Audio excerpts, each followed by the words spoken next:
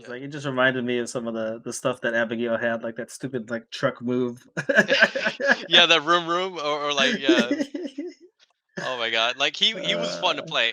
So like I think that's an important part. I don't know. I don't think we can touch upon this too much, but like having fun with the game is so important if you want to get better. Like yeah. for me, that was really important because with Geef, I honestly didn't have too much fun up until I switched to Abigail, and then Hmm. Abigail like showed me that hey, I could have fun with the game, but I could also be good at it or like learn the game more. But I Yep. I had fun with Abigail, and I was ranking up much faster. So Yeah. that kind of opened it up to me because like before that, I was just so focused on trying to get better that like I couldn't get out of a certain zone. And then when Yeah. I learned to have fun with Abigail, that taught me how to get better somehow. So I think Yeah. it's a good driving factor in your Yeah. improvement.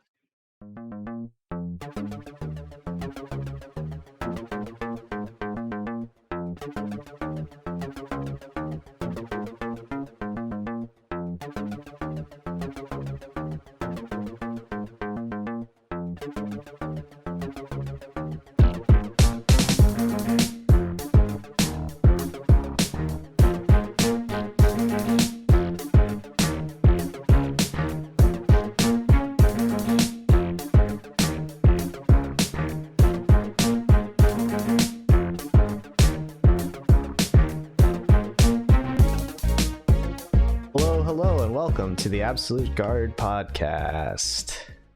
Yes. Welcome. This is episode 53. My name is Benny, and as always, I'm joined by my co-host John, who I actually took a game off of for the first time as Sim yesterday, playing against his Chun Li. You did take a game. I was like, oh man. It Yeah, only took what, 3 months? yep, yep. Yeah, but you figured out the float game. I think the float game kind of stopped a lot of my Hazanchu and ground pressure. Like I would try to approach on the ground, and then you would float in the air, and then come down and hit me in the head. It was really good. Yeah. I mean, it's like I've been slow going it really, like when it comes to this game, just trying not to overwhelm myself. It's taken a lot longer to get good at this game. And I think I've done fairly well for myself, considering that I still have, I think, a lot to learn. So, and it's a testament to how good you are too. Like, you've been basically whooping my ass since the game launched and the betas and stuff like that. So yeah, it felt really good to finally be like, I finally got a win. Like I got a game. Like I didn't win the Yeah. set, but I took a game. No, totally, man. It's hard to gauge what progress looks like in these games. I think we talked about it on the last episode, but like, there's so many different ways to measure progress, and it's not just winning or losing. But like, winning or losing could also just be a solid, like, hey, if I was losing before and I'm winning now, something's different and something's changing. Like, you are getting Yeah, better. So yeah, that's super cool. yeah. So who do we have on the podcast today, John? So today we are gonna bring on MyGief4You, aka Kevin. How's it going? Hey, hey, how's it going? Thank you for having me. MyGief4You, Kevin Diedrich. I'm happy to chat with you guys about Street Fighter. Very Yeah, cool. everything, man. Glad to have you on, man. It's just like, yeah. So typically when we start, like, we want to know a little bit about you. So the gamer tag that you've used for Street Fighter 4 or Street Fighter 5 too, I guess, was my geek for you. Right. Tell us a little bit about where that origin or where that originated. Was there like a name before that? Like, how'd you settle on that? No, not really. So yeah, basically how I got started with Street Fighter. I know we all played it as kids and whatever, but basically around 2013, 2014, my brother and I we downloaded a version of the game. I think it was vanilla. And him and I were just trying out characters, obviously. And then one day we decided, hey, maybe we're good enough for competition, right? Very naive of us, but that's kind of what set our path on the FGC as it is today. And basically, he kind of said that, hey, based on my personality, he thought that I would be a good Geef player. For some reason, I don't know. We were both like brand new to the game, Street Fighter 4 as a whole. And so I think he was playing Sagat or Blanca or something. It would just frustrate the crap out of me. Um, and then, so yeah, so I think we got wind of like, was it like a Phoenix Comic Con tournament? I think Frank was running that. Okay. Um, Yeah, so that's kind of how we first got introduced to the scene, and I met Moses, alter ego, and then I met Daniel Benitez. What's it? Dragon A Ninja. Dragon Ninja, yeah. Dragon Mhm. Ninja. So yeah, we met them there. I got whooped by Sim, of course. That's a terrible matchup. That's when I learned what a bad matchup was. And then I lost to Daniel, but I didn't feel that bad about it. I didn't know what zoning was at the time either, but they're both kind of like a zoner versus grappler matchup. But yeah, we felt good enough about the game that I don't know if I think I won a match or something. I don't know, but I didn't feel too bad about it, right? Yeah, So I felt good enough to like, oh, I kind of want to do this again. And then yeah, Moses, Daniel, and we kind of like, and my brother, he plays Bison. For those who don't know, that's yeah. all he plays.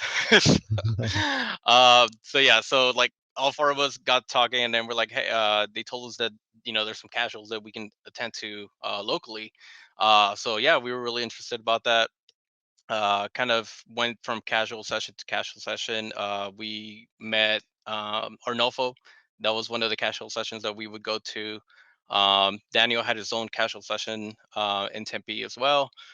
So yeah, I just we kind of got hooked on the scene, the whole community aspect of it, and slowly we learned like what it really takes to like get better little by little and stuff like that. And yeah, the rest is history, pretty much.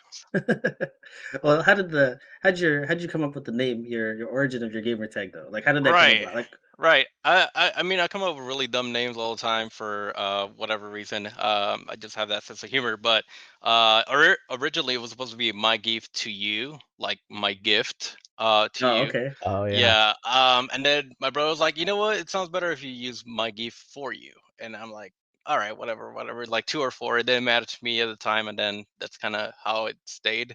Obviously, Street Fighter Five, like the middle of Street Fighter Five, I kind of gave up on gift. I was just like, it's too many 99 second rounds. Like I'm tired of it. And Yeah, then you don't win all of them. And yeah, like most of the cats just felt like they had an edge on me. So I yeah. think when I was playing online, I think I was like in the diamond to super diamond rank, and I think at the time master was like the highest. And I was playing Alucard. I don't know if you guys remember that guy. Boxer player, right? So he was playing Abigail at the time. I think Abigail just dropped. Ah. Oh yeah. Oh, Okay. Um, yeah, and basically anytime you messed up in neutral, he would crush counter you, and then it was 500 damage to the corner. So I was just like, you know what? I kind of want that. You know what I mean? I yeah, don't want to Sure. get a knockdown and then try to make five guesses in a row. So that's kind of the grappler life.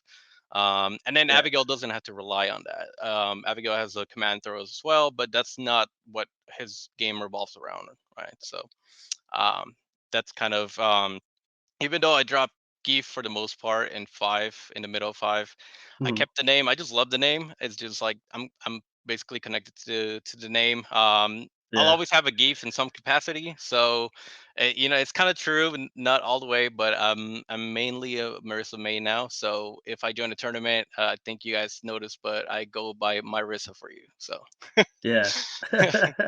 Well, see, I mean that's the one thing about your name. It could be fluid, right? So whatever right. character you choose in the future, you could just insert name here. Right, right. Yeah, I could have gone by my Gale for you, but I chose not to do that. So I always See, compare but it to like Itabashi Zangief, where like he hmm doesn't play Geef all the time right, either, but people right. still call him yeah, Itazan, right?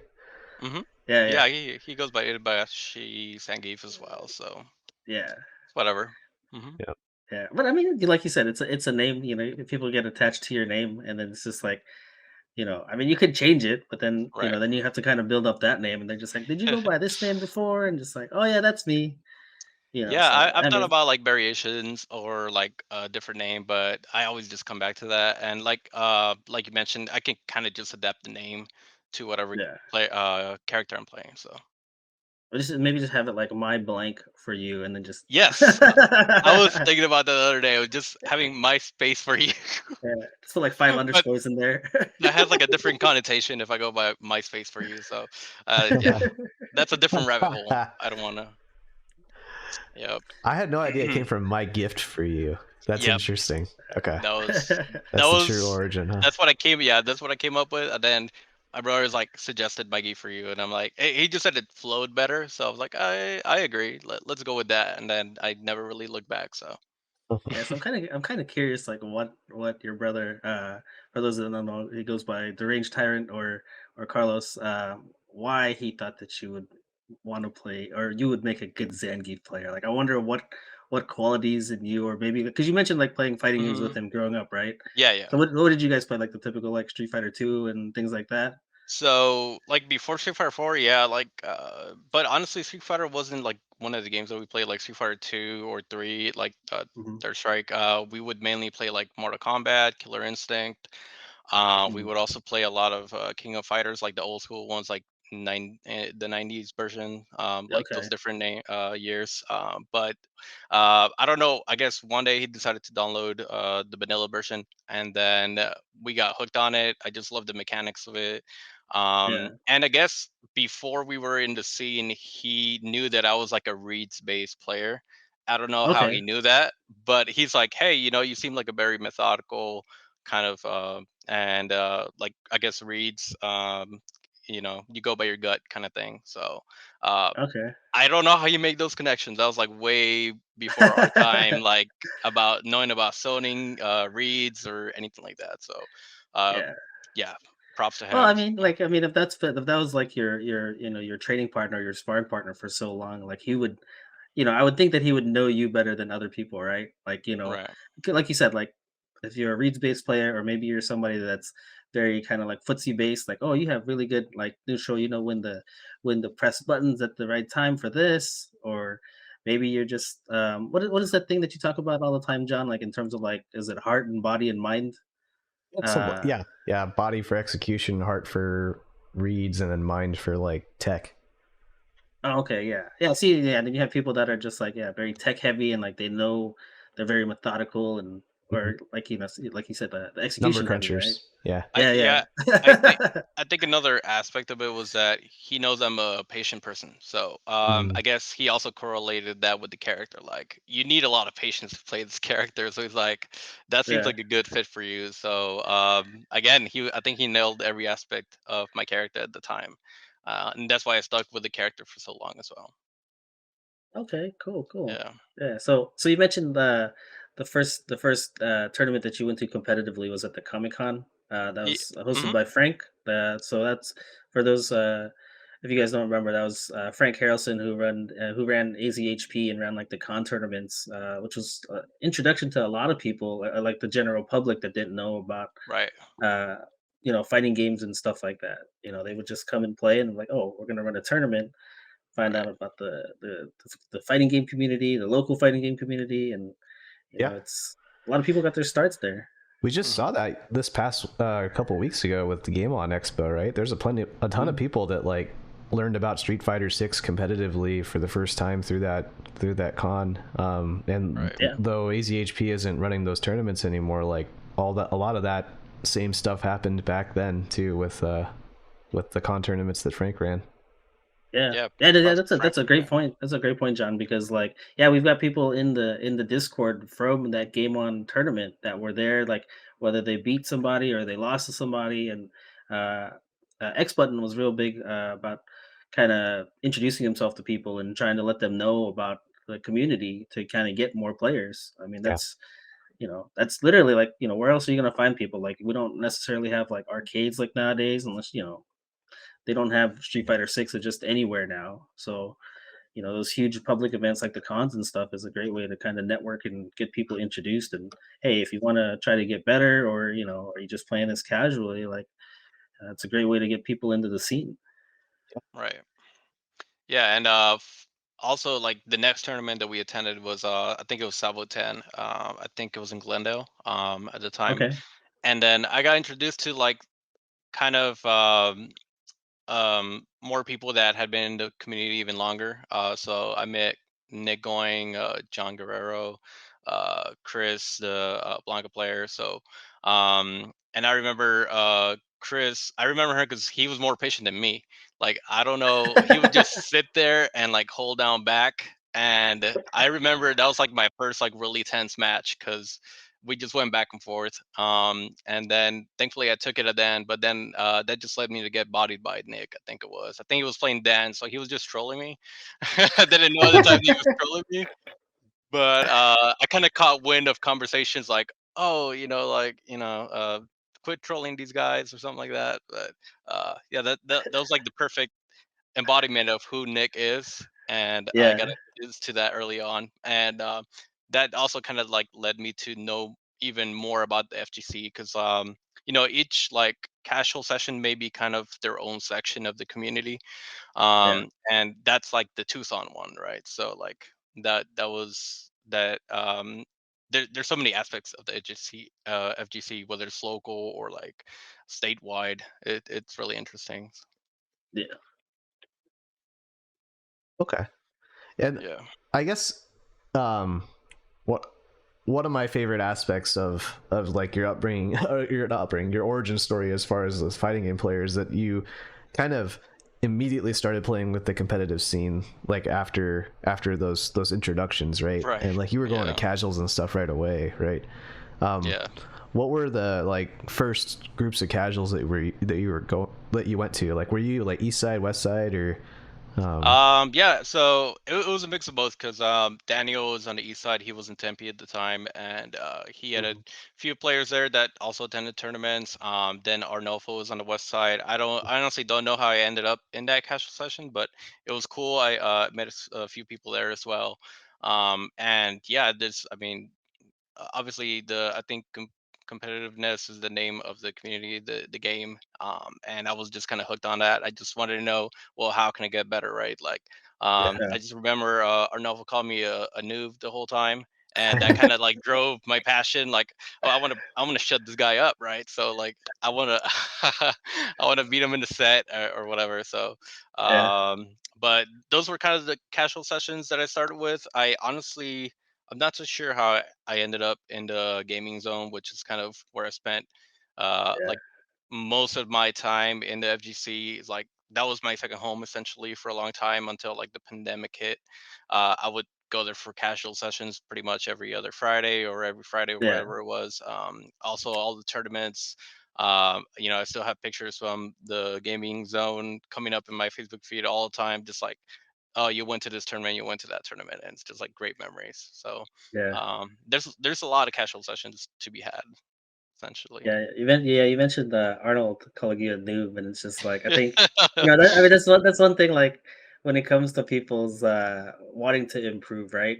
Hmm. There's always some kind of catalyst, whether he was saying it directly and talking trash to you, or like you said, like Nick trolling you, or Yeah, even if it's somebody else that maybe you don't know them as well or whatever. Maybe right. they just beat you, and you're just like, you know what? I want to beat this guy. I want to get to the point to beat this guy. Like that's usually where how people get to that point and kind of stoke that competitive fire in themselves. It's like there's something there that like triggered you, and you're like, you know what? I want to shut that guy Yeah, for sure. I would agree with that. up. Yeah. So like, so you guys all watched the. I know recently in recent news that there was the CPT, the U.S. West, the Yeah, it was like Canada, Canada. right? Yeah, I think it was like Canada, US. Mhm. And that's been dominating the headlines recently because of all the people to win that was Snake Eyez playing Zangief, Right, and right. I thought that was a perfect opportunity for us to talk to you. So I was really glad when like I reached out to you and you were available, and I was just like, this is perfect because like this is what Perfect timing. people Right. are thinking about, right? The grappler Mm. mentality, character strength, and stuff like that. Like it's really been talked about a lot, like especially since Evo, because everybody was talking about JP and JP's so good. Or I mean, not just Evo, it was the what was that thing? Is it Gamers 8? Gamer 8. Yeah, it was like Gamers 8. Yeah, Right. the thing in Saudi.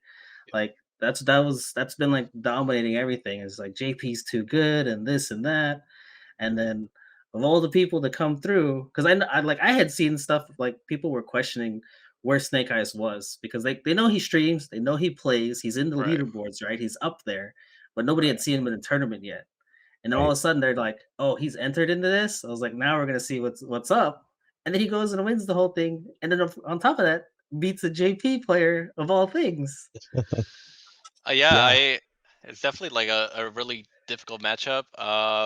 Basically, I think JP, if he gets anyone in a corner, it could be lights out right then and there. But Geef, I think for the most part, just because his walk speed's slower, his I'm pretty sure his jump is slower as well. So yeah, that's definitely like shocking, right? Like he won it against JP.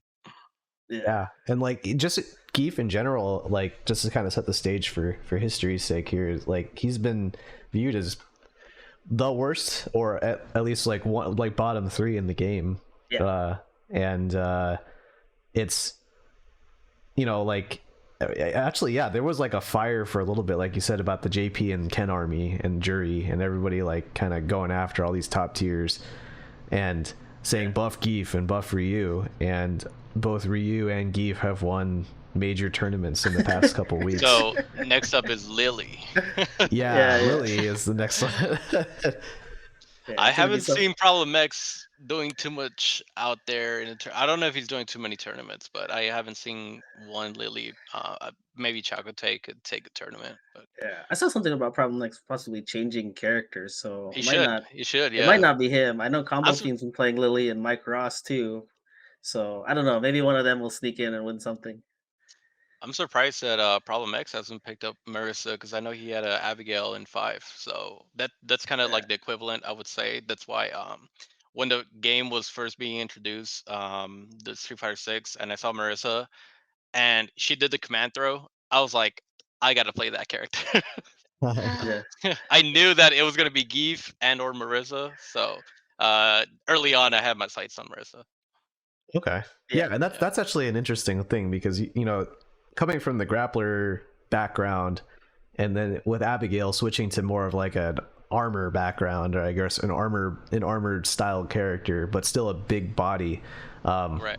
what were like the challenges or differences in the game plan between the two? Because they both still have command grabs. So like hmm what like what changes your mind when you play Marissa versus Geef? Like, or what is different there? Um. Well, at least there's some differences between like 5 and 6. From 6, Geef doesn't really have like a knockdown that will get you in their face like too close. I think in 5 he did have that, so I think that's what led me to stay with Geef a lot longer in 5 because he had a lot of knockdowns, particularly certain SPD strengths that would leave you right in front and then just kind of like loop the character into a difficult situation, like difficult decision to make on wake up. In 6 it's like everything leaves you really far away, and then you could do like drive rush button or something and kind of get in their face again, but it's still pretty far away. yeah, So that was like a big turnoff for me, because I did play Geef like the first 2 3 weeks or something like that, so I was grinding it out with him. Yeah. Um but yeah, it's kind of like the same scenario where I would play some Marissa's and then I would see the destructive power that she had, which was also similar to Abigail. It's like he could do like 700 damage or 70%, like if he had this the certain situation aligned. And that was a lot harder to get with Geef. Like if like you land a like super back in 5 or level 3 here, that works, but it's not that easy to land it. And with yeah, Marissa, it's a lot easier. Like if you get a certain punish counter, then you could land 60%. yeah. Similar to Abigail. Okay. But yeah, so what I like about Abigail and Marissa versus like Geef is like the the whole thing that revolves around your offense is not the throw, right? Yeah, That's not the focus of it. You have to make it the focus one way or another as Geef. You have to make the throw your Mm. focus. yeah, But Abigail and Marissa, you don't. That's just like a scare tactic to get them to hold up or backdash or EXDP. yeah, So I like that. I'm not having to rely so much on it, or like it's always like a coin toss, right? Like yeah, go for it or no go for it, and then if you don't, they're out and then you're kind of back in the grind. So yeah. I got you. Yeah. but So with yeah. hmm I was gonna say, like, so basically, with like the two things you were talking about, like one is for like some of the newer players is he was talking about like the knockdown situations in 5 versus 6. So Right. in Street Fighter 5, Geef had better knockdown situations, or what they'd Right. call like Oki or Hmm. Okazemi, right? Is like, so he'd have a better chance to, like he said, to kind of loop things back in, kind of put people in he'd had advantageous situations Yeah. after doing like the SPD or doing the command grabs, right? Hmm. Whereas in 6, he doesn't have that without spending, like you said, like the drive rush and then having Right. to go in and do it that way. And then the other thing you mentioned was in terms of Abigail and Marisa was I would call it like the burst damage, right? Oh Like yeah. you're not reliant on the command grabs as much, but Right. it's still a threat, but it's like you have the Hmm. opportunity to throw out this like burst damage and do a ton of damage, from like normal attacks that Geef doesn't have. Right. Yeah, like if he doesn't have, well, in five maybe a little bit, but yeah, he doesn't really have that. I can like button and then I'll get a lot of damage if I land those buttons, as opposed to like other characters that, if you get caught with a certain button, they're gonna do a lengthy combo and then get a lot of it, and then you're gonna regret making the wrong decision. But as Geef, you can get hit with a certain button sometimes, and then you're good. Like it doesn't matter too much. In six, I think you could extend a little bit, by spending meter and stuff like that, like drive gauge. But I do think he's in the like lower part of the tier list, because of the fact that he still has to rely heavily on his throws. But Yeah. Snake is like the outlier. So obviously he's a evil champ before. Yeah. Basically, yeah, like Snake was, I think, also like a big motivation why I played Geef in the beginning as well. He was like so dominant in four. Yeah. Five, I would say he was in the beginning a little bit, and then kind of dropped off. I would say, if I remember correctly. Um, Yeah. but I don't know if you guys had seen this or remember this, but Snake once like brought back a team tournament by Yep. himself. Yep. Yep. That was the SCR, right? Yeah, SCR. Yeah. And that kind of cemented the fact that I wanted to keep playing Geef. Yeah. Oh Oh, no. okay. Yeah. Yeah, Yeah. because like even early on in my like FGC career, early on, like I saw the struggle that it is playing Geef. Yeah. And that's kind of disheartening as like a young player, barely starting out to play competitively. So you would get kind of brought down. You're like, man, I'm just getting zoned out every match, blah blah blah. Yeah. And then you see that, and then you're like, holy crap, I can do that. Like I didn't know Yeah. that you could do that. So Yeah. like he brought back a whole, well, it was a set, right? I don't know if it was to win the tournament, but No, he he so the thing you're talking about was that SoCal Regionals, like SCR. It was I think it was a 5v5 against hmm NorCal. It was right. SoCal NorCal, so big rivalry match. And the big turning point in that was like, yeah, he had the OCV, the team, right? Like Right. He one was the only character one, yeah. victory. Yeah, he was the last one left, and then I remember that because I actually just saw that clip a few weeks ago. It was hmm him against Ricky Ortiz's Rufus, Right. and he made like two crazy reads with basically like no health left, Yeah. and then I think it was did the ultra to come back and win, and Right. then like that was like the turning point, and then he just steamrolled everybody else. But Yeah. Yeah. a moment like that, that makes me remember like you bring up a good point in terms of like that made you want to keep playing Geef, because Right. that makes me think of like the Mike Ross like believe moment, right? Like here I was playing Honda and struggling, and then like I see him go do this stuff at Arcade Infinity, and I'm just like, yo, I could do that. Like, that Yeah. it inspires you, right? Yeah. Like John, did you have something like that with certain characters that you played? Like, did you ever have any moments where it was just like, that's really cool and I want to do that? Or, Yeah, kind definitely. of, Sako, I think, is probably the player that I tend to align with the most. Oddly enough, okay. not very much in five, but in four, I played I played Ibuki, and his Ibuki was the one I modeled after. Um, Yeah. and less so of a like he had, like Sako just like as a storyline machine too. Like he had so many top eights, and like there were there's always an opportunity to root for Sako in anything. Yeah, And yeah. then he just gradually became my favorite player to watch because he valued the same things that I did combo structure wise, but he was also just a Mhm. really good player too.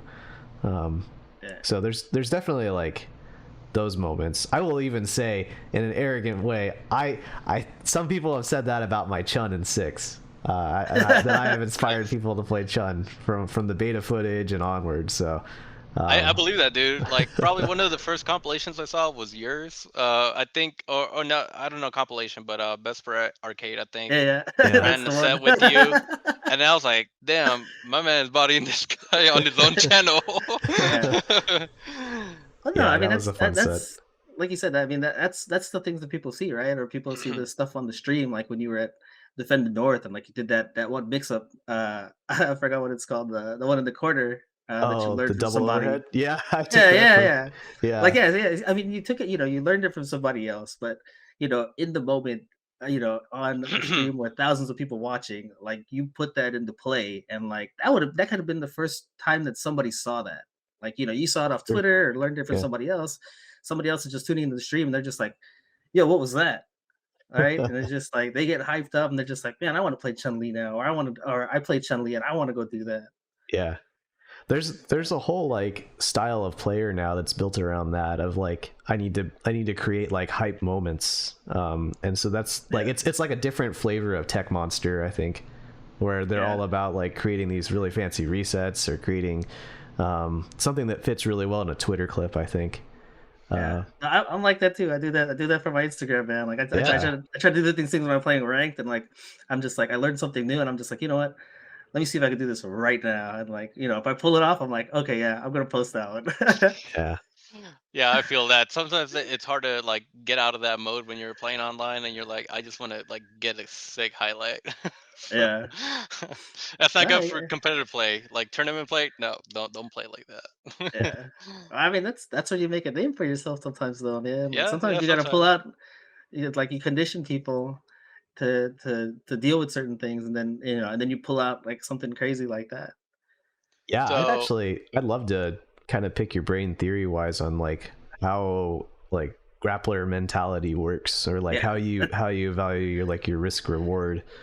yeah. um No, so and yeah, see, that's funny. I was thinking that exact same thing, John. I was trying to like, I could actually transition to talking about this, and that was oh perfect. yeah, yeah, because like one of the things you brought up earlier, Kevin, was the idea of the centerpiece being the throw for right. Zangief, right? And I Yeah, was curious like about what that means. Like what does it mean for an offensive option to be considered the centerpiece hmm of a character's offense? Like what does that mean to you? Um, yeah. So I think ultimately it just comes down to like you gotta find you gotta know your opponent enough to have that be like the last thing that you do, like that you're gonna land it or condition them to take the throw, so to speak, right? yeah, I think it took me a long time to understand kind of like how to end at that point.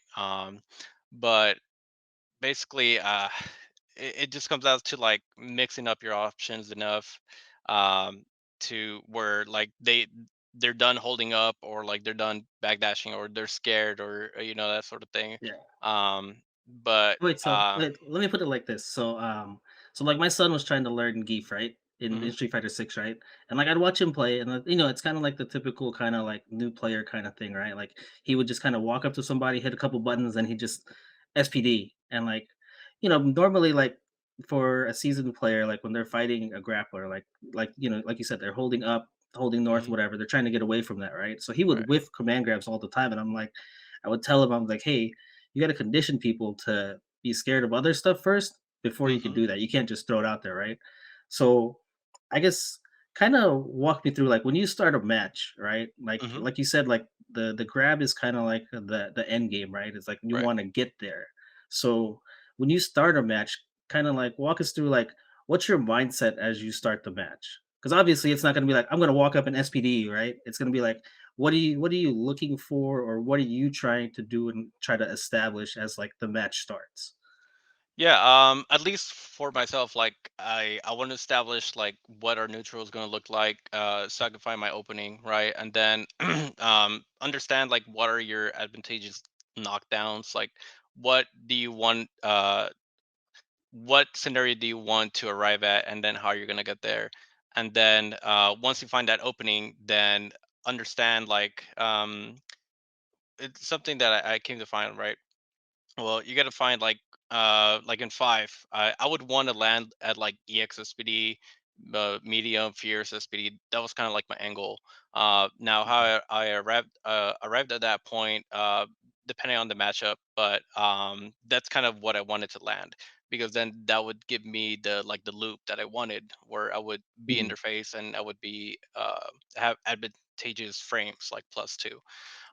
So in six, I'm kind of learned a little bit from watching mainly, because again I dropped Geef pretty early on. Mhm. But like in six, that was kind of like my main goal. Like, how am I going to land EXSPD? Sometimes I could do it in the mid range. Sometimes it would have to be of a like a whiff punish knockdown, then dash up interface, that kind of thing. Mm. I would sometimes even draw like little diagrams so I could visualize it, right? Oh Like, wow. what are the Oh, okay. options, right? Like, if I'm +2, like, what are my options, right? Then you can mix like a button into throw, like a button you're plus, and then you mix in the throws um like a frame, like a frame trap SPD, right? Like if you're +2, then you throw in a 5 frame throw, then you're gonna beat a maybe 4 framer. I think 3 framer would beat it sometimes, but Yeah. um or just go for a throw after you condition them, like let's say your first knockdown you're plus, right, and then you go for a raw SPD. Okay, now they're scared. Now you're gonna do like a button into throw, and then they're gonna block that first button, and then they're gonna stay, and then they're gonna get thrown again, and then you kind of have to just kind of like come up with variations of that. Yeah. Like in five, I would also mix in, like, I could do like a meaty throw. If they jump, then I could do EX airspeedy, then I'm back in the same loop again. So I Gotcha. think, yeah, I think Geef had a lot more power in terms of knockdown in five. Okay, And so yeah. to kind of take it back, so you mentioned two things that kind of stuck out to me was like one, trying to get a knockdown, and Yeah. then with punishing. So like, Hmm. would you say that that's pretty much kind of like what you're looking for at the beginning? Like you said, you were talking about like establishing the neutral, right? Right. So Right. are you trying to see what buttons they throw out that you could like potentially with punish, or Right. um, I guess for Geef a lot in the past Hmm. game it was always like lariat, right? Like, are Hmm. they going to jump and then can I lariat them, or can I hit them in a way to get a knockdown from that, right? So like Exactly. Hmm. getting the anti-airs and establishing that. Yeah, exactly. So you're looking for your in, and that takes a lot of patience, right? So like Yeah, understanding their neutral, what do they like to do, punish that, get in, and then now the game begins. So that's kind of like how you start off a match as a grappler. Is Or there you could is just, there is there ever mhm. any a scenario where you don't want to go in? um, well, six is kind of scary, and then five, when they had full stock, all the meters, then it was kind of scary because Okay, they so could just button okay, into like cancel, and then now you're in a disadvantageous situation, right? so So. what's okay. your game plan when there's a reason to not go in? Like what do you do as a grappler? Um, I mean, you could still try to approach, but not be in their face, because if you want to go the safe option, you're gonna go for like a delay throw or delay normal, and then, but Mhm. then they could wake a button into activate, and now you're in a really bad situation, right? Yeah. So, So mhm. no, I was gonna say, so would you say like you start out kind of with the kind of like the read based mentality, right? Like you're trying Mhm. to get a read on what they want to do, and be in an advantageous situation for yourself. And then like John said, like all of a sudden they got full meter or whatever, or they Right, have right. ultra, right? Now at this point, like obviously you don't want to just make reads anymore. So would you say that you kind of like switch to like a reactionary style at that point? Because then you're kind of like, okay, what is he doing? Like, can Mhm. I anti-air at this point, or are you looking for like bad buttons, like negative buttons, Mhm. so that you can punish? Right. So at that point, like, um I think there's so many like factors that are involved, right? Like, Yeah, it also depends what character they're using. Like, if I go for a hard read, which is SPD, that's kind of what I would say is a hard read, just SPD, because you're like yeah. 60 frames of recovery. um and they punish me, how bad is the punish? Right? So I think Okay. different Sure. characters would have different like combos that would influence my decision making. Like, oh, I can afford to take a full combo from this character as opposed to that character, right? So Okay. that sort of thing also influences your decision making. Yeah. And again, like how much meter they have. Like, okay, you know, they're this character, but they have no meter. If I take one full combo, I'm good. You know, that sort of thing. So a lot of Yeah. things come into play when it comes to that. Like if you're playing against, you know, there's like character-based decisions that you're making, and then also Mhm. player. Like some players might just hold up back as opposed to like neutral jump, which usually up back doesn't punish your SPD, so you're good. I So you gotcha. might go for more SPD type situations. Okay, so yeah, Yeah. so you're looking for like their tendencies and stuff like that, right? So if I Yeah. SPD here, are you neutral jumping? Are you backdashing? What, like, are you pressing buttons? Like, what are you doing, right? Hmm. Yeah. Specifically Yeah. using that as a way to inform your risk reward and assign a Yeah. value to Yeah. that, right? Yeah. Okay. So yeah, that's like a huge thing that you mentioned, risk reward. So that also took me a long time as a grappler player to really understand the risk reward, uh, particularly in that you most of the time you want to go for the risk. So that's Yeah. your whole focus, right? Like that's your biggest strength. But at least in the beginning of my time in FGC, I would be scared to really risk it all, but Hmm. you have to, like, you really have to. You can't rely on like button lariat and then, you know, it's like 200 damage or something like that. No, you want to Yeah, go yeah, for the big punish, like for the big damage.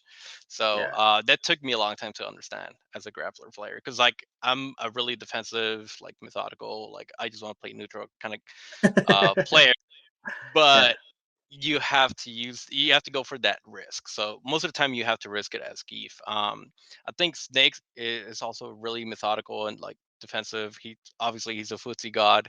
Um, but when it comes to whether you have to risk or not, his decision making is just impeccable. So yeah. Sure. I yeah. like that. I like that you brought up the risk reward, John, because like, uh, it made me think of two things. Like that's probably been my biggest deficiency in Street Fighter 6 right now. Is like I don't output enough damage, right? And I've talked about this numerous times with John and Saber Scott. In terms of like they're not worried about like the output of damage that I'm putting out. Like it doesn't deter them from doing certain things, right? Because like Yeah. you said, like they're looking at how much meter I have or how much health they have, and they're like, okay, well I could take this combo from him because this is all he's doing. Yeah. And it also reminded me because we were during that CPT US West online tournament, we were the AZ group, like we were all of us that were participating were in like a group chat in the Discord, and we were like talking and watching each other's matches and stuff. And that was one thing that was brought up a lot of the times was like, oh, don't worry, you can survive this damage, you'll be okay. Like I heard that a lot coming from John in particular. Like when he was Yeah. watching matches, was like, oh, don't worry, you'll be okay here. Just don't worry about this too much. And Right. it's something like I guess I think about too, but it's just like I guess I just don't think about it. Maybe I don't think about it enough sometimes. Like, you look at the life bar and you're just like, I just see my life going away, and I'm not like, well, I still have maybe two or three guesses left before I die. Yeah, that's the big thing. Is like you don't think of the life bar as like a number per se. You think of it in chunks, really. And Yeah, so like at a certain point when you have like 30% health, if they do a 20% combo to you or if they do a 25% combo to you, is there really that much of a difference? At the end yeah, of the day, you still get two guesses.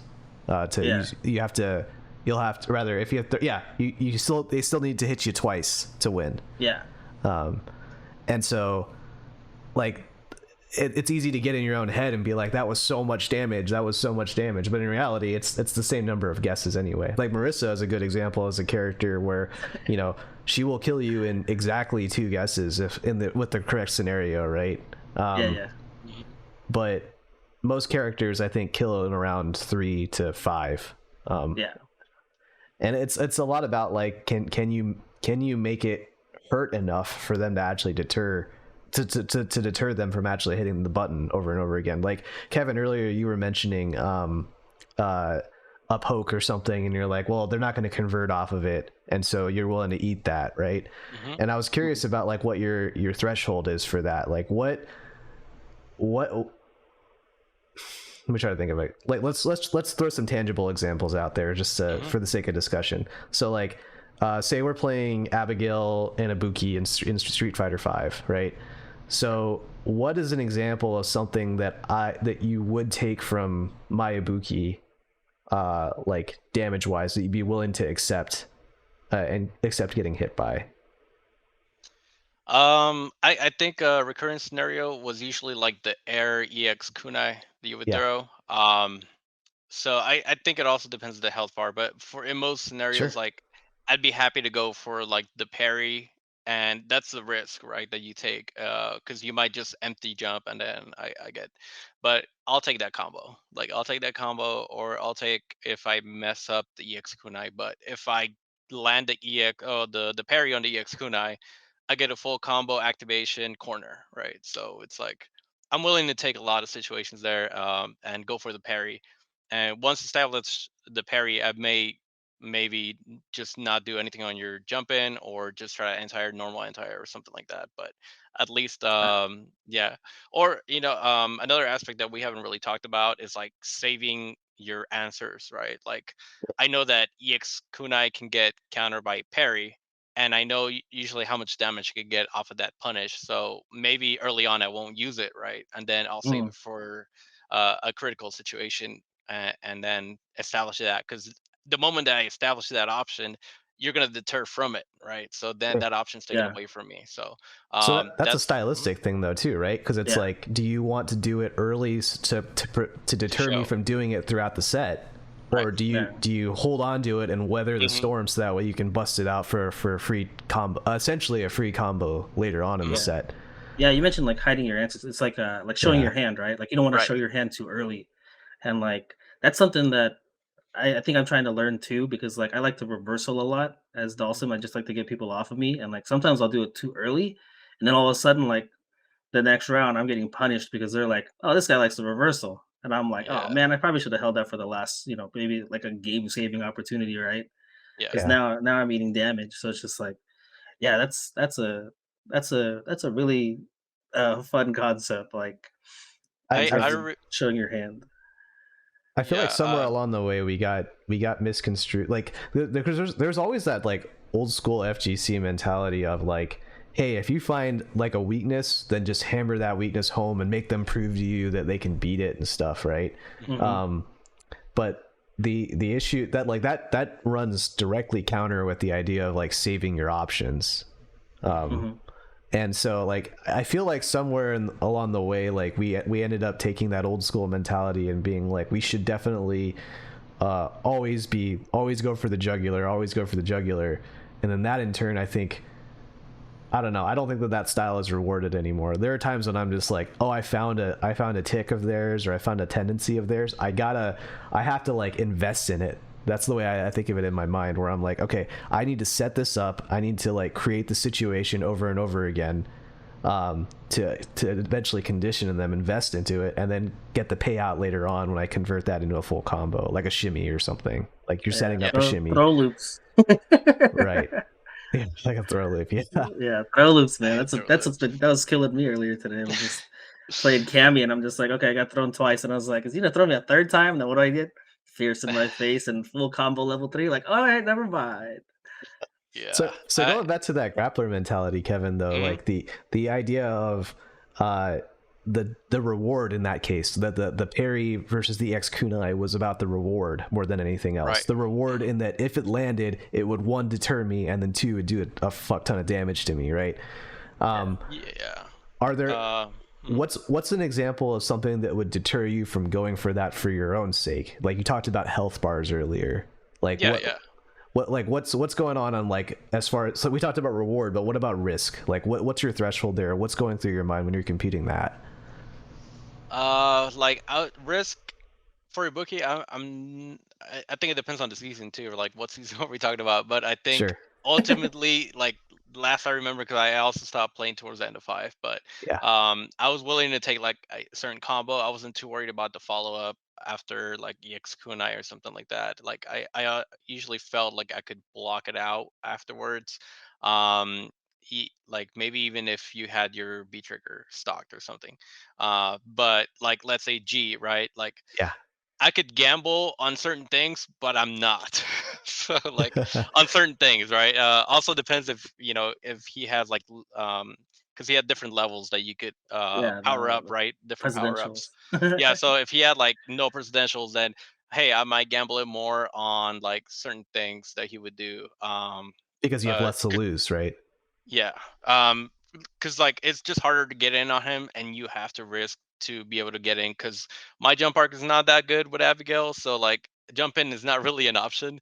So you would have to like risk it on certain things that he would do in neutral. Oh, okay. Like maybe throw out like a random sweep. Like that. That's how bad that matchup was. That like I had to do a full screen sweep and have that part of the meta in order to like have a chance to beat him. That's how that but bad how bad that matchup was. But like let's say against like Ibuki or other characters, I don't have to do random sweeps because the matchup doesn't require that. And in other matchups, that would be a greater risk than G because the reward is that okay now I'm in or something like that. So um, that same option it has different risk reward and different matchups, right? So.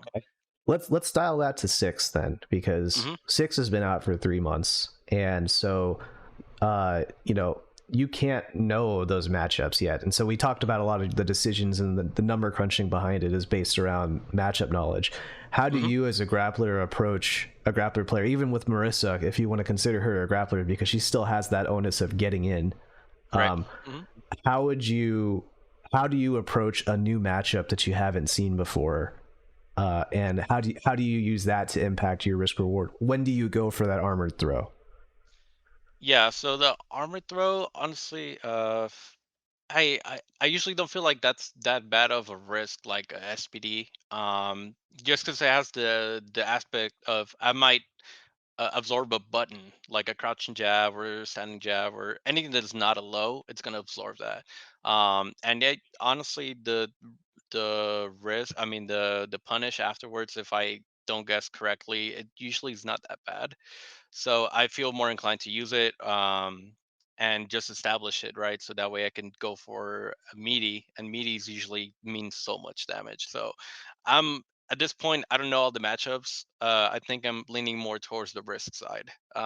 Being that it's a new game, I don't know everything, and my reward is so high that I'm usually more willing to go for like a meaty or a command throw as opposed to like a delay button or like a bait, so to speak, right? So Gotcha. So I'm more you're on the risk side. So yeah. of So I it. was gonna say basically. So right now, kind of your mentality is like until somebody shows you that they can punish you hard enough, like Yeah, you're willing to take that risk and just to get in. right. The Yeah, reward usually I'm is more on the risk side. Yeah. the reward for that is almost meta, or is meta, in that Mhm. the reward is it might work, but also you might learn something new about the matchup, right? So you can only win. Yeah, you can only win. So Yeah, it's a win-win scenario. Yeah, yeah, that makes sense. Exactly. Oh man, yeah. The win-win is either it worked or it didn't work, and now you know. Yeah. That's the win-win. Yeah, I Okay. mean those kind of moments. Yeah, those are those are the ones that kind of make me reel back when there's situations where it's just like I do something and like uh you know some weird interaction happens and I'm just like, wait, that works, or wait, why did that happen? Like I think I mentioned it before. Like I local record like pretty much like every time I play rank. So like if I lose a match real quick, I just bring it right back up and I'm like, hold on, let me see what just happened here. that's a good strategy for sure. Yeah. Like I like that idea of like review. I do review my footage probably more than five than six. And six, I lose a matchup and then I already got matched up again. So like I'm just like Yeah. I'm right back in the grinder. Yeah. And I like that. I enjoy that because five it was just like you have like 5-10 minutes till your next match. Sometimes it was just terrible. But six, like I lose it, I want to get right back in, and then by the time that I'm done, I just want to go to sleep. But yeah, no, reviewing footage is really important. I should probably do that. um. So earlier you mentioned something about a button being in the meta, or an option being in the meta. Like you said, you need to use sweeps, so that way sweeps in the meta. Hmm. What is the meta in your mind there? Like, what? How do you define that? Well, yeah, like certain buttons might be more tailored to certain matchups. depending on like their hurt boxes, hit boxes, etc. Or like this person can punish me more for like a sweep as opposed to someone else, that sort of thing. So it's very like matchup specific. And also I think six, like you're more prone to get like random DI'd, so you want to stay away from a lot of sweeps per Yeah. se, or a lot of fears buttons, that sort of thing. So I, you know, what I've learned, and it's kind of like part of the usual meta now, but like obviously everyone has their own learning path. Like I learned that like throwing out like cancelable mediums and neutral is like really good. That way you Mhm. can, react to DI, that sort of thing. So it's really specific to your character as well. Like you could do different buttons than I can in neutral, and then cat stuff, that sort of thing. So Yeah. when it comes to a grappler, it's about what will give you the most advantageous knockdown in neutral. Like in Geef, I could usually do in Street Fighter 5 with Geef, I could do like sending light into Lariat. That was a thing back then in 5 and 6. That's not an option. You can't do sending light into Lariat in neutral. It sucks. Yeah. But you could do sending light into like drive rush, and then you spend 3 gauges. So it's a different situation. You could do like overhead, but you're also really prone to DI. So like, Yeah. um, A lot again, more, more Snake risk. Eyez. Hmm? Yeah, a I lot said a more lot risk. more risk. Yeah. A Yeah. lot more risk. But sweep is kind of your tool. I think Snake used it really well in the tournament, and that's why he won. But you have to go for those sweeps in order to get that knockdown. If you get a punch counter, I don't think you could back roll or anything, right? So like Right. you're in their face. So, Yeah. Oh, yeah. um, It's funny mhm. you bring up Snake Eyes because like I wanted to kind of go back to that a little bit because I know a lot of the talk was about how good he is Yeah, and like the things that I noticed the most in his when he was playing Reynolds JP was that he was checking drive rushes a lot, right? And then he didn't. I don't think he used uh, level 3 at all. Like, he saved it all for level 2, like, whenever he would start up yeah, what do you call them? The glyphs or I the call them spikes or glyphs. whatever you call 'em? Yeah, yeah. Yeah. So whenever he would have the level 2 stocked and would stocked. use Yeah, the meter for that to counter that instead of a lot of times, like, you play a Geef player and they're just like they get level 3 and then all of a sudden you're just like, "Oh, man, when is he gonna activate this?" Like, I need to keep holding up, and he wasn't even worried about that, like, that wasn't even in his mind. right. Yeah. The again that the level 3, like you said, level 2 was kind of like his primary option for like anti fireballs, combos as well. Like if you do crouching, light kick, standing jab, drive rush, crouching light punch, crouching medium punch into level 2. And if you're in the corner or they're in the corner, that's especially advantageous. Like you could change sides, so that's a good like Yeah, to put them in the side switch, corner. yeah. Yeah, so like he wasn't necessarily worried about landing the most damage or landing or anything else. It was just about positioning. So like he would put them in the corner. Okay, like now I'm more advantageous because you're in the corner, right? So like Yeah.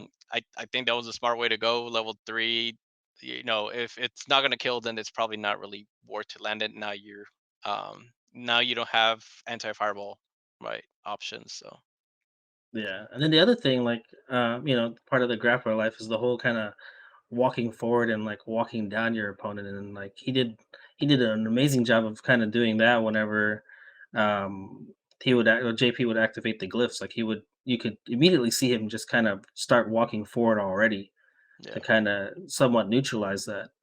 So, yeah. like, you talk about yourself being, like, a patient player, like, um I mean, I don't know, I guess in some ways, like, do you enjoy, like, the long matches? Like, you talked about a lot of your games go to 99 seconds, right? And it's just like Yeah, it made me remember, like, when we played in B League, like, me as Honda and you as Geef in Ultra 4, I like, our remember set that. went to Yeah. 10-9 because we were, like 10. we were getting to the point to where, like, we were, like, scared to do things.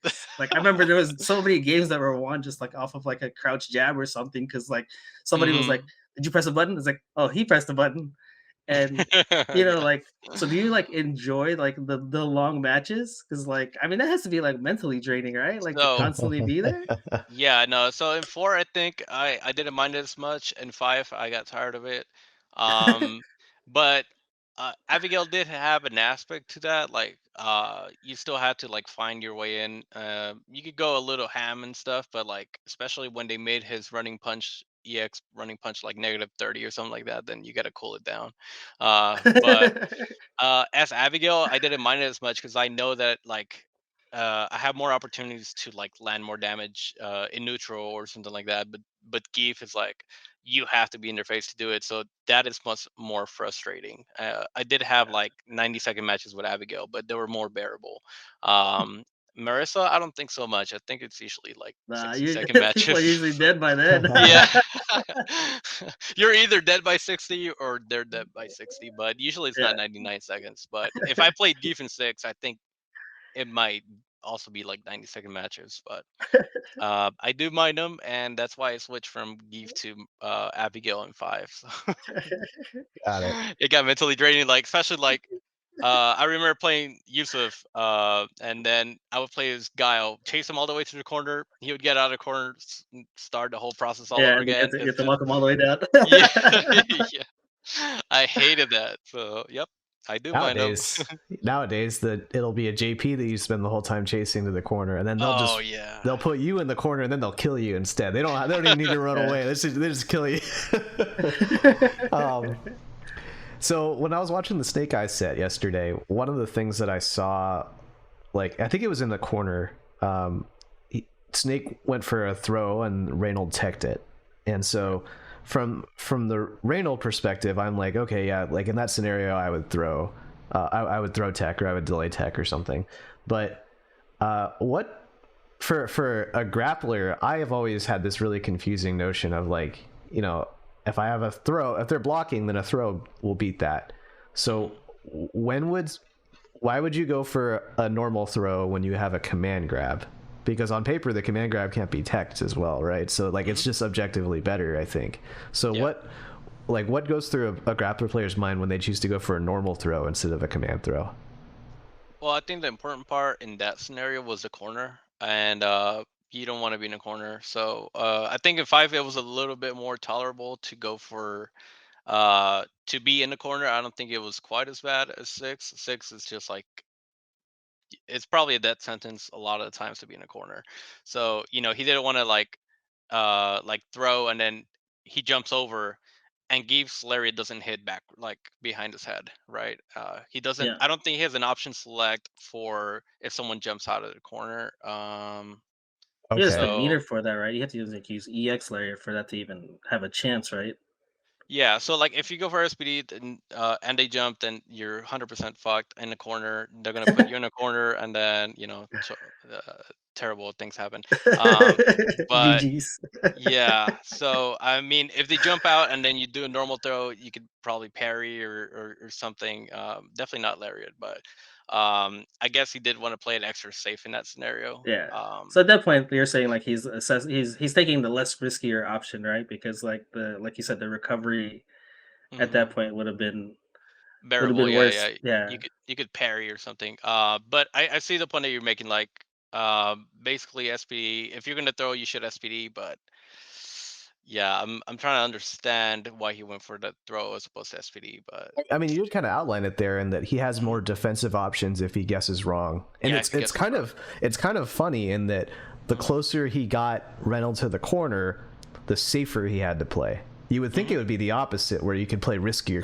For the average player, it's like, well, I'm going to start DIing more because the reward is greater, so I can take more risks Yeah. when I'm in the corner. I'll burn DRC if they're in the corner because I get more damage off that as opposed to DRC mid screen. But Yeah. for a grappler, the opposite is true, where you are so like you are. He was so worried about getting his himself put into the corner, despite him having just performed that monumental task on a JP player, like Yeah.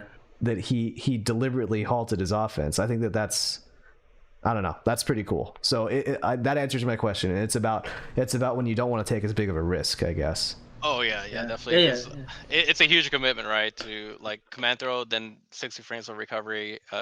you don't get an answer afterwards. But a Yeah, normal throw, then you could at least parry or block or something like that. So yeah. and then if the risk reward, I don't think was in his favor at that point with SPD, so it was heavily against him. So yeah, Yeah. Yeah, I don't know, that reminds me of situations in, like, 4, like, with Honda, like, I'd wanna Oshio people, and it's just like, "Yeah, you can't tech this," but, like, if I whiff, like, yeah, like you said, like, I was gonna take a ton of damage, right? And, like, that's one thing that Mr. SNK would tell me. He's just like, "Use the normal throw," and people react, like, to the sound or, like, the motion, right, of him, like, whiffing the throw animation, and yeah, then, like, it causes people to jump, and then, like, he would anti-air people because, like, he'd have people would react to that. yeah. Whereas if you took my approach and was just like, I'm just gonna go in there and grab you, then you end up taking damage and losing rounds and stuff like that. Like I've lost plenty of rounds taking that risky approach. That's actually a So good point, Benny, and that you mentioned. So it was SNK said to do something like hit a button or something to force him to jump back and make the Yeah, force like reactions a betray reaction. them, Yeah, right? That literally happened in the Snake Eyez set as well. It was a different scenario where he had him in the opposite corner. It was on the P2 corner or P1 corner, and the Geef player Snake Eyez he did a whiffed parry, then Radal jumped backwards, and the Geef recovered from his parry and then did stand roundhouse into a full combo. oh shit, yeah. I think I missed that one. I'm sorry, I don't know if we could say No, no, that, yeah, but no, yeah. No, yeah. you're That's the reaction I In the had. Is, oh PG, shit! yeah. Yeah, no, I was like, oh shit! Like that's a huge reaction. And, so, like he whiffed parry in order to elicit a jump back, and then yeah, anti-aired with stand roundhouse from Geef, which is not a fast button. No, And definitely not. so, That's why I was surprised. I was like, wait, and also like the hitbox is not that good. Like it's yeah, it's been better in 5 and 4, but in 6, it's like he literally just like moves forward and he just does this. yeah. It's That's not that's that that good. that's that read based mentality. You got to make those hard reads sometimes. Yeah, yeah. And the thing that blew my mind is that he chose parry to be the thing that he whiffed, and I'm curious if like there's a drive rush OS built into that or Mm, what. I guess it is less risky because the thing that you're whiffing you can cancel it into block. Oh, maybe yeah. that's it. Maybe that's it. I think I just Mhm. figured it out on our show. Maybe if you want to like stutter step someone, you whiff parry in front of them. Like that's the ultimate meta mind game there. Yeah. Yeah, that's a problem for me that I parry too much because I usually get thrown. It's like extra damage, but Yeah. I guess It's like like two that would that's have like caught like 2,000 damage, man. yeah. Yeah, I like that they added like the thousands into this iteration of Street Fighter because before it was like hundreds, right? I think, Yeah, yeah. Yeah. or yeah. Yeah, you're right, So yeah, now yeah. they made it thousands, and it makes it seem that much more hurtful. But um, my problem right now in my meta is that like I'm parrying too much defensively or like neutral, and I get thrown every time, and it's so much Yeah. damage. But That is. That's that uh, Your character in that particular has that issue because throw also beats the wake up armor. So your opponent's just more inclined to use more throw. inclined, yeah. I'm thinking I need to backdash more on on wake up Oh because they yeah. throw me a lot. I get thrown a lot, so yeah. Yeah, I mean, you That's get a that huge that's reward for that too. That's the same. This is the same risk reward conversation we've been having this whole time, right? Where it's like, if you backdash, yeah, you might get fucked up. Like they might jab confirm you into a knockdown, but that's mhm, not that big of a deal compared to yeah. like backdash strong into the full on Marissa target combo into the up down EX up down into a side switch or whatever, right? yeah, I like how she just like moves you up and down and left and then into the corner, and she just moves you around all over the screen. Yeah. But that's, Yeah, I so guess would you that's a say good example of just being willing to take a risk like that because the reward is positioning damage, the medium combo starter. Like that's a big deal. yeah. Yeah, like not even particular to Marissa, but I feel like that's where the overall meta is just like throws are so strong, especially in the corner. Is like when you drive rush throw, like it beats parry, DI, like wake up button if you do it meaty. So like I feel like throw is probably driving the meta right now, at least in my opinion, like from what I've seen. Mhm. And when I started applying that into my game plan more, like drive rush throw, like it's usually very successful. It'll catch, parry, DI, button, so it has more options that it beats than I think in 5. Well, like midi throw. Yeah. Yeah. Yeah, it's interesting. Like you talked about, switching from Geef into playing Marisa. That's something that who's that player? Brutus has done recently too. They've been playing Marissa. So would you say that you're enjoying Street Fighter 6 a lot more now that you're playing Marissa and a different character? Like, do you still plan to play Geef in certain matchups, or maybe ones that you're more comfortable with? Like, I know some people do that. I haven't seen that advantage in 6 where like Geef will give me a better advantage. Maybe Jury, because Geef has like a little drop kick. I don't know if you guys seen it. Mhm. But if you watch a Jury versus Geef, they'll usually do the drop kick because that's basically all it's good for. Is just like it'll go over that low fireball and then punish the fireball on startup. Oh, Um, okay. so maybe that's something I would consider, but it's just Marissa. If she touches, gets one good touch, then you might be dead. Yeah. So that's why I'm not usually like looking to switch. But in 5, I would heavily consider like Geef against Bison at that point, or Mhm. Balrog before he got B skill 2 that destroyed the matchup, or maybe sometimes Cammy. So in 5, I would think about Geef in certain matches, but in 6, not at all. Gotcha, gotcha. But Okay, that yeah. makes sense. Because I mean, like, yeah, because like you said, that burst damage from Marissa is a big factor in like basically every matchup. Because I mean, who is it? Big Bird that's been Yeah. playing her and had a lot of success. Like he basically said that he doesn't think she has any bad matchups because of that damage output. Like Right. like John said, like you get two guesses basically, and the meter situation or whatever happened, like that's pretty much the round. Yeah, I agree. Like, basically, if you're like at mid screen or maybe 3/4 screen against your own side and you get one good combo, they're usually in the corner. So, Yeah. um, Geef, not really. Like, he can get a knockdown and then he's full screen. Drive rushes to get back in, but he's still like a sweep range away. So, um, that's basically why I would just play Marissa all throughout. So, One of the recurring themes in some of the answers you've given on the show today is, it's a lot of importance on Oki, a lot of mhm. importance on being able to pressure somebody on their wake up, right? Yeah. Is there a grappler out there that you think you'd be fine if the command grab didn't give Oki, or do you think command grab should always give Oki? I would say yeah, at least because SPD has different ranges. I would say like at least one of them should give you some sort of Oki, but none of them do as far as Okay. I'm concerned. So I think yeah, it should you should have that. And I won't start on my list of busts for Geef, but I think that should be one of them. I Would got you you. would you Okay. ever play a grappler that didn't give Oki? uh No, no, not again. Like, I think Geef Alright. had Oki in 4, but I loved his Yeah. Oki in 5. I loved it. Yeah. Yeah.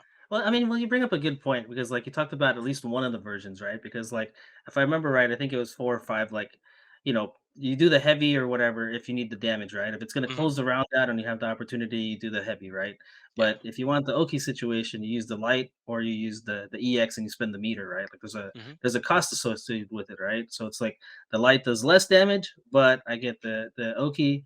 The EX does it gives me the Oki, but I have to spend bar to get that, right? So Hmm. like, I mean, I guess I'd have to agree too, like in the sense that for the traditional grapplers, like I think that it needs to be balanced in that sense. Like they should be able to get that Yeah. depending on what they're doing. I mean, yeah, Because like that's their whole like how they were created is that their offense relies on the throw, and if none of the throws give you an incentive to do them, then like that kind of just defeats the whole purpose of the character. So, yeah, at least the EX, if you're spending bar, right, like this should give you some sort of Oki where you don't have to spend more to retain that. So, EX I think would be fine to give Oki. Everything else is fine the way What if it the is. incentive was just big damage? Like, what if it was like, well, no, I'm That's how it serious. is right now. So I Yeah, think that's how they're justifying it, right? Because like Yeah. the EX does give you a lot of damage, yeah, a great mucho grande, yeah, mucho damage. But yeah, that's how they're justifying it right now. Because early on when I was playing Geef, I was running through a lot of different like punishes, like if only XDPs, like what's my best option? I would spend all the meter, blah blah blah. It just came down to EXSPD. Like that's your best option. Like mm, especially if you don't need a side switch or anything like that. If someone EXDPs and you do EXSPD, it's like 4,500 damage or something like that. It's like you okay, don't waste your drive gauge on trying to do a fancy combo, etc. Or don't spend your or like drive gauge in terms of like drive rushes or anything like that. EXSPD, yeah. I think it's like 2 bars. Right? Yep. I'm not too Yeah, sure on that. I think that's it kind of reminds me, like, I think John, we were having this discussion in our group chat, I think with Fred or something, just in terms of like how Geef has been designed for six, where he's really very reliant and kind of built around the throw and the throw damage Yeah. and not so much anything else. Yeah. Yeah. And Total damage. I think the tough part about that is that, you know, you have to make the throw enough damage, and right now I don't think it's considered enough damage to value it over Oki. Yeah. But if you Yeah, at least the normal versions like light SPD, I think it's good damage, but no OK or something like that. So the EX SPD I think is the one that kind of justifies the character how it is. It's like if you get that EX SPD and it's a punish counter, that's like almost half health. So I think that's how they're justifying it right yeah, now. but it's about how like Manon has that same problem right now, I think too, where like everyone's scared of her level 5 command grab, but even that isn't it's a lot of damage, but it's still like a lot of characters are capable of outputting that same amount of damage too.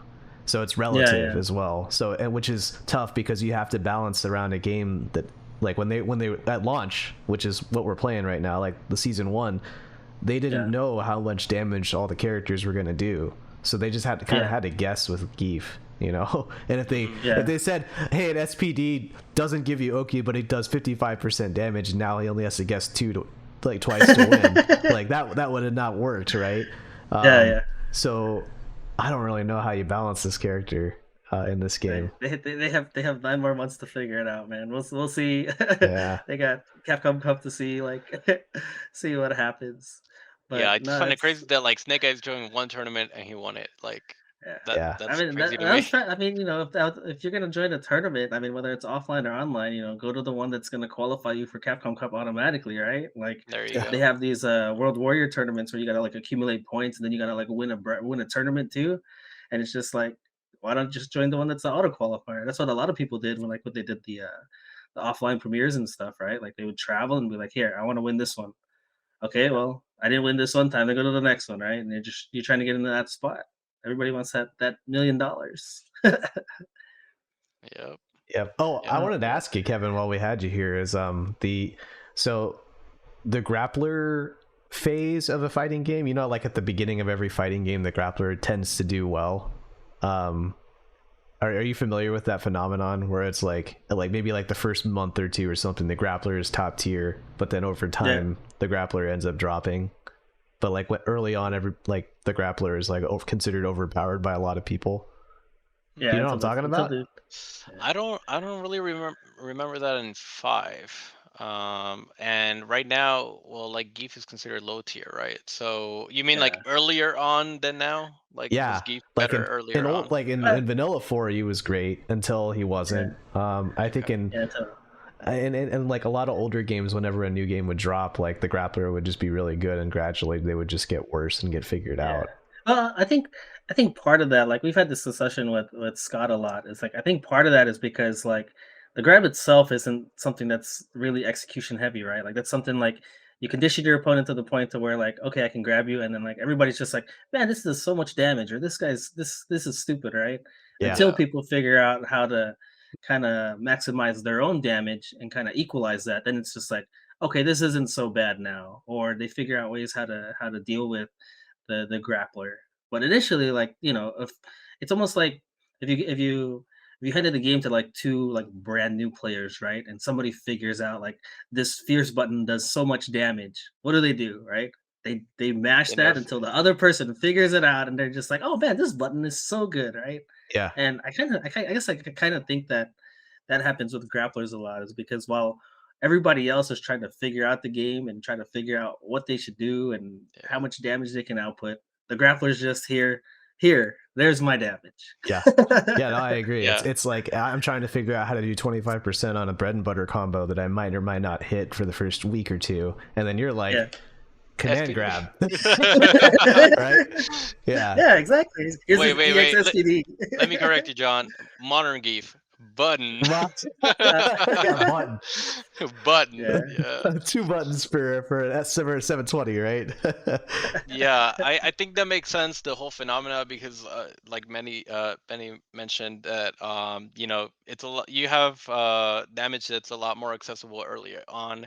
And not only that, but I think grapplers may be harder to like balance out in the beginning, just because like Yeah. you have to give them damage, and then in the beginning you realize, okay, I gave them too much damage, and then Yeah. now they just get nerfed throughout the course of their Yeah. existence in the game. Yeah. Yeah. Because I think Geef had so I think he had Oki on more throws than he ended up with in 5, and then also he has the B skill armor. I think he used to take a lot less damage, like gray health in the beginning. Then Yeah. they Mhm. gave it more gray health. So yeah, I don't think they buffed him. I'm not sure, but I think he just had like a gradual Yeah. descent. Well, I mean, You know. that's like that's like something we talked about too with Scott, is like in terms of like characters, like the specialty matchups, right? Dalsum and Geef in particular, like those are the toughest characters to balance, because like you don't want them to be too good, but then like you have a tough time tuning them too, because like you get to the point to where like they're not good at all. They're Like, not useful. and Yeah. yeah, like I feel like in some ways that's kind of where Geef is at right now. Like John said, like they weren't sure like what the kind of damage output people were gonna put out. So they kind of had to kind of guess with his SPD stuff, right? And just be like, here, we'll give you this. This is a good chunk of damage. And then now like you see the damage output like DJ puts out or the JPs put out, Yeah. Marissa Or puts out, and you're Marissa. just like, they're putting out 75% damage. This grab does like what, 20% or Mhm. whatever it is, and it's just Yeah. like, yeah, like you said, like you got to guess that many more times, and these characters are like, hey, I got full bar, you're dead now. I mean, Kevin had a salient point too, and that like the grappler phenomenon, like as far as them being great out of the gates and then gradually getting figured out, that hasn't happened for 5 and 6. And I was curious of like, well, I guess so. My theory behind that is that for 5 was like one of the easiest games to pick up and play, in my opinion. Not like netcode wise and all other stuff, but like as far as like learning a combo, everybody had the same combo. It was medium, medium, and a special, right? And then you just Yeah, changed what special you wanted based on your Oki and or damage, right? And so I feel like people figured out their combos faster against Street Fighter V Geef, and so his initial like damage knowledge check or whatever, like his initial damage differential of being able to do more damage than the average populace mhm, didn't really exist. And in Street Yeah. Fighter 6, I think it's the same deal, where everybody is so good at picking up these games and learning new combos in these games that the grappler yeah, advantage just the phase is there, but it's just Mhm. smaller and smaller because Yeah. people learn faster in today's day and age. That's my theory, at least. Yeah, yeah. I think That that's and particularly true about 5, because like you said, like medium, medium, and then button, button. Like there's no one frame links, etc. So like the complexity of the combos uh were not like big enough from like the GIF. I mean the grappler damage advantage. So like there was no real difference between them. So Yeah. yeah. Versus like in 4, like with Ibuki, I would have to practice like one frame select plink links in order to be able to match some of the Geef damage. But even then, it was 100%. just Yeah. like, even then, I shouldn't be matching the Geef damage. It's a whole other well, thing. I think if you think about it too, right? Like typically, like Geef was like the grappler of all grapplers, right, in a lot of games, right? And then if you think about 6, like so many characters now have a command grab. Like you got Lily, you've got Jamie has one when he's leveled up. You got Mano. Marissa has one. You Yeah. got Hey, Honda, right? can we You do got that? Can we turn Honda. this into a game? Let's run through all the characters with command grabs in 6, and then ask Kevin if they're a grappler or not. Oh yeah, there you You want to go. do So we that? got so we got Lily. What do you think about Lily? Have you tried Lily? I have no interest in Lily, but I hate playing Lily. I would say she's a grappler just because I don't think she does enough damage otherwise, you know. Yeah, And like you're always thinking about like when she does that little spiral arrow, I don't know what it is, like, yeah, and yeah, then yeah. yeah, you're always holding up, so definitely a grappler. Okay. Then Yeah. we got who do you have? Mano. Yes, I would say she's a grappler. Yeah. I would say she's Laura though, which I don't know. It's kind of conflicting because Laura, I think she does enough without a throw. So I'm kind of Yeah. conflicted, but I'm siding towards yes. Okay, and then you have Yeah. Marisa. Marissa, I don't want to call her a grappler. No, she's No. not a Okay. grappler. No, No. she's not a grappler. Okay. Who else do we have? Honda. Honda. That's tough because he's so legacy. You know. I would say no. I think in 6 specifically, no. 4 or 5. I would say he's more of a grappler in 4 than You think 5. so? I don't know. I played Yeah. him like a grappler before. Maybe it's all the Yeah, yeah, yeah. OTAs. That's what I'm thinking. Nah, nah, nah. No, it's like I don't know. Traditionally, like when it comes to Honda, like he never got anything off of his Ochio throws. Yeah, It he was like didn't it get was Oki. See? yeah, the threat was there. Yeah, the threat was there, but like yeah, he didn't get anything after that. And then who else? Who else has a command grab? Oh, Abigail, if you Jamie. want to go. Oh, okay. Yeah, Jamie definitely no. Only when he's drunk. Yeah.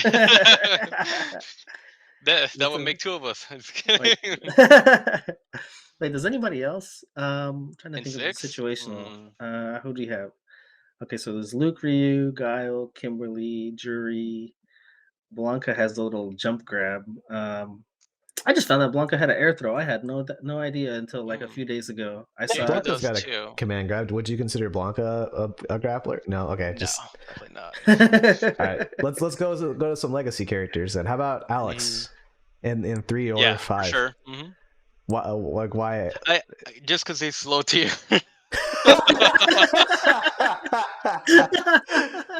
Like Okay. I think yeah, I don't know. He needs it. He needs- So okay, so the grappler, we're coming up with the formula here. The grappler has to Mhm. be the centerpiece of their offense has to be the command grab, and they have to be low tier. I wait, think I does, would say it's wait, does, either or. wait. I So think it's let me a think yeah. about the characters. So we had Lily, Zangief, Mano, Mhm. Marisa, Honda, and Jamie. Like, do they? So would you say that they have to have a super that's a command grab? Because of those, Honda does not have a grab super, and Jamie doesn't have a grab super, but the others do, I right? wouldn't put that as a deciding factor. No. No. I'm kind of just going off like feeling based more than anything. sure, But yeah. Mm. I think Alex he's a grappler just because he's low tier or yeah, he needs it. Like You know, Kevin, when you say you're going off of it feeling based, that's basically the answer to every question I ask of a grappler anyway. Of like, oh, yeah, why'd you command grab? No, I had a feeling. So like, it's just a read. It's yeah, just a read. Yeah. Okay, what about what's another character that had a Abel. G. Oh, G. There Oh you go. yeah. G-Son. I would say just because it's so fucking scary. Yes, okay, because the reward It's is so so big. scary. Yeah, it's so Okay, Yeah. scary. Yeah. all right, and then Abel.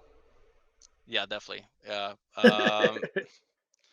Yeah. I don't know what to say about that. I just I hate fighting Abel. So Yeah, Abel was the worst, dude. Are you familiar with Strive at all? you mean 801 Strider No, or sorry. Guilty Gear Strive. I was gonna ask oh no about oh so Nagoriyuki. no I'm not that knowledgeable about it. Okay, fair enough. Right. I won't Yeah. ask then. No, we could Do go 4, 5, and 6. Abigail then. What about Abigail? I want to say yes, but no, I'm gonna say no. I'm Okay, gonna No. what say about no. Just the Birdie? EX is scary, but all the other ones, I think you could take it, and then you're out of pressure. So no, Okay. yeah. What about Birdie? Oh, that's a tough one. I want to say yes. I'm kind of like borderline on that. I think his steady medium punch is good enough to where he doesn't need it, but Yeah, yeah, Bull Rush. I would say yes. Okay, what about Mika? Oh yeah. Oh, Forgot about Mika. you just reminded me that Mika existed. Season I one hate Mika. Mika. I just hate all Mikas altogether. Season one Mika. Yeah, she's Nikali definitely had a command grab. Nikali. no. He's a faux grappler. Uh, I don't accept him into the clan. No. He's on the outside. Claw with no claws.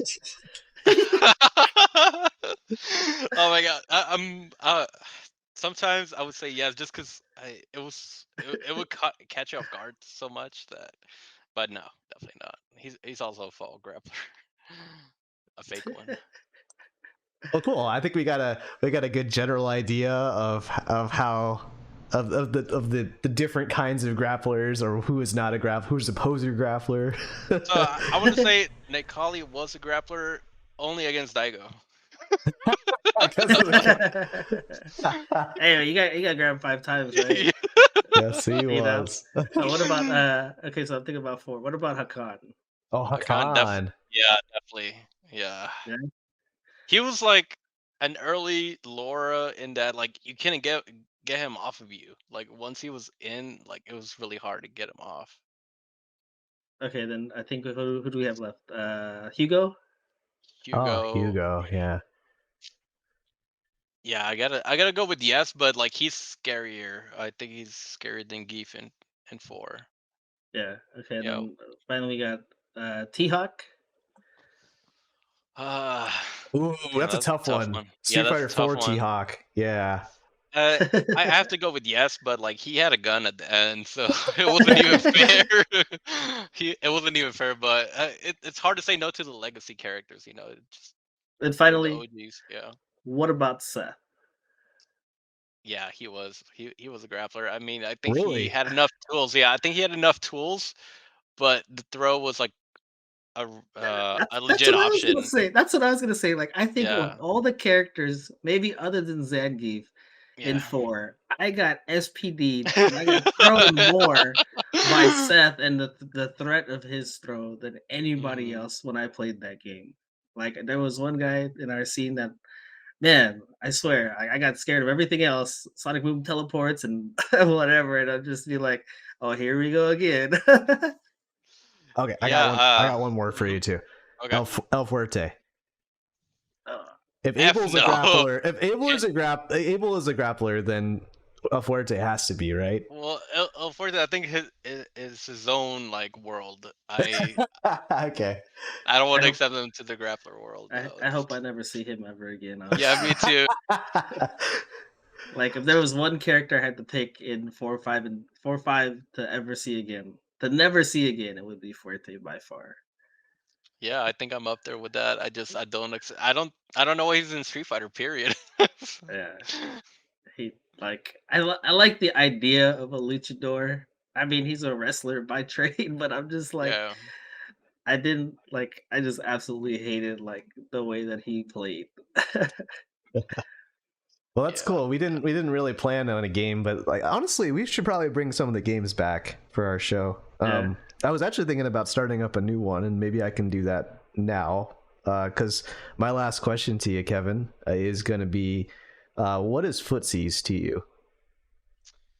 And I'm going to ask Oh, this to every footsies. guest we have from here on out. There's a Well, different 3 hours there's later, no wrong right? answers. No wrong answers Right, because right. it's different for Yeah. everybody. What is your definition of footsies? Yeah. I think if I had to sum it up in another word, it would be with punishing. That's I think that's how I could primarily describe it, but I think there's a lot that goes into it. It's like understanding your opponent's like preferred buttons, what they can do in neutral, and then you can mix in different factors into footsies. Like right now, there's drive rush. That's part of footsies, right? So it's not really only about pokes, but it's like the options that you have in neutral. So I think that's the best way to describe it, at least for me. It's like understanding like the meta in neutral. That I think that's what footsies ultimately is. So.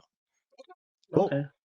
So my final question was just in regards of like I had a few characters I wanted to ask about. So I think the general consensus, I think everybody would say Snake Eyes is the best Zangief ever, right? Like Yeah. in any when you think of Zangief, like that's him. Like Itabashi's cool, but I was just like Snake Eyes is that dude, right? Uh-huh. So for you, like when it came to Abigail, like who was the best Abigail that who would you say was the best Abigail? I honestly I can only really remember Itabashi. I know that there were some earlier on, like there was Storm Kubo. I think he picked him up early on. I think he did play him throughout. And then Alucard, he bodied me in online early on. I think he disappeared towards the end. But like yeah, in my mind, Itabashi is like the Abigail. Oh, so wait, you said earlier you said Alucard bodied you with Abigail, and then Yeah. that made you play Abigail, right? Yeah, that kind of like showed me that there's a potential because it was so early on into the character. Yeah, Everyone was playing them in online, but Alucard is the one that kind of like showed me what he can do early on yeah, before watching much footage or anything like that. So that kind of stood out to me, and I was like, then I tested him out. I tested out Abigail in online, from scratch from the very beginning of the rank system, or um, it wasn't per character, right? But yeah, yeah, so Abigail, I picked them up. I didn't even like practice them too much, like just off of what I've seen from Alucard, maybe some footage, but it was so early on. And he yeah, helped me like get to ultra just from diamond to ultra without even practicing him. Like that's how insane it was at me for at first. I was like, yeah. okay, now I really have to switch because like I'm not even trying and I'm already bodying people online. Like it was that much of a difference, like versus Geef, where like I had to like pour my heart and soul into each Yeah, match, and then I get timed out. You know what I mean? Like I was like, man, fuck this character. So, yeah. And I was, like just looking at the stream video that we have playing like during the during the podcast here, it's yeah, like it just reminded me of some of the stuff that Abigail had, like that stupid like truck move. yeah, that room, or like yeah. Oh my god, like he was fun to uh, play. So like I think that's an important part. I don't know. I don't think we can touch up on this too much, but like having fun with the game is so important if you want to get better. Like yeah. for me, that was really important because with Geef, I honestly didn't have too much fun up until I switched to Abigail, and then Mhm. Abigail like showed me that hey, I could have fun with the game, but I could also be good at it or like learn the game more. But I had fun with Abigail, and I was ranking up much faster. So Yeah, that kind of opened it up to me because like before that, I was just so focused on trying to get better that like I couldn't get out of a certain zone, and then yeah, when I learned to have fun with Abigail, that taught me how to get better somehow. So I think yeah, it's a good driving factor in your yeah. improvement. Yeah, honestly, like I would have loved to see you play Geef in this game because I think other than like Fred, who we've talked to in our little group chat, like he's the only other one that I knew that was potentially playing Geef. But like I can understand, like you said, like wanting to have fun and like we haven't played me and you. I haven't played your Marissa yet, Yeah, but I think that'll be a interesting thing because like of all the characters that I've had quit on me, I've had the same Marissa player quit on me twice now. It happened 5 days ago. Like yeah. who burned themselves out, and then they just stood across the screen, and like I was like, "Are we playing still?" And then earlier today, I beat them in one round. They started the second round, they didn't move for the whole 99 Oh seconds. I my stood god. across there, and I just was like, "Okay," and I threw a fireball at like 5 seconds left to win, and I was just like, "I guess he's just that tired of this matchup." So it'll be fun to get some games in with you too, because we've got Oh a yeah. few Marissa players out here. So definitely good for the matchup experience. Yeah, I will say the geeks that I played online, like I'm impressed with how they play because like I'm not my geef is not at that point. So like definitely nowhere near the premier geef of the scene Street Fighter 6. I like what the geeks are doing in this community. So shout outs to them. Cool. Cool. Yeah. Well, we'll go ahead and wrap it up here, guys. You can find us on Twitch at twitch.tv/spiral series, YouTube at youtube.com/spiral series, and on Apple Podcasts and Spotify under Absolute Guard. Thanks everybody for tuning in, and Oh yeah, we'll. real quick, Oh yeah. Kevin. Do you have any shout outs? Do you have Oh anything yeah. that you Shout want to outs. talk about real quick Yeah. before we close things up? Plug I'm your just gonna go the stuff. Like shout outs to my own. Not really. I mean, you can say hi on Facebook. Kevin Dietrich, that's my name. You can reach out, say hi, play sets. Like I'm open to playing everyone. I early on, it took me a while to kind of like understand the game. Now that I understand the game, like I'm trying to reach out and like get sets with people just because like I feel like maybe I could put up a fight, but not really. I think John beat me 15-0. But Hey, I told uh you it took me 3 months, bro. I got one win. Yes, today. Today I uh won one game. but in terms of shout out, just like everyone's so cool in the community. Thanks to all the TOs that put on events. Like if like communities are not really anything without TOs. So shout out to all the TOs and everyone at FGC is cool as fuck. So Cool. Cool, man. yeah, thank you for the invitation. Yeah, Yeah. Thanks for being on. yeah Well, for you sure. can find us on Twitch. I'm just kidding. I'm not doing that again. See you later. All right, Later, later. guys. Take care. Bye.